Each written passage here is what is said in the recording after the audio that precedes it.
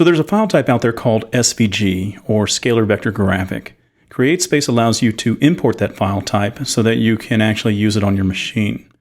The beauty about the SVG file is it's a very common file that you can find on the internet. Some is free, some is money, but CreateSpace allows you to bring it in and you don't have to do any tracing whatsoever. Now there are a few cons on SVG files, and I'm going to show you that in this video. So let's go ahead and import the SVG file. Now, unlike a file type for CreateSpace, we can't simply open it. We want to go to the import. We can click the button here, or we can go up here to the file menu and import there. Either brings up the same window. The SVG file that we want to bring in is leap year. I'm going to go ahead and click on open. Notice how the SVG file comes in. Everything that is on there comes in as a group inside of a folder.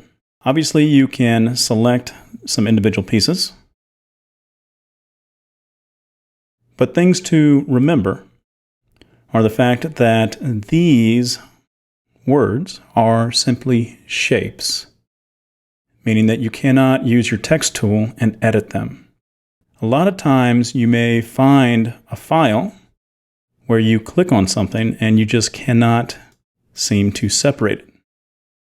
You're going to have to get your visual cues from the layer panel and kind of click inside. We can see now that this is an actual group because we have the G on a folder.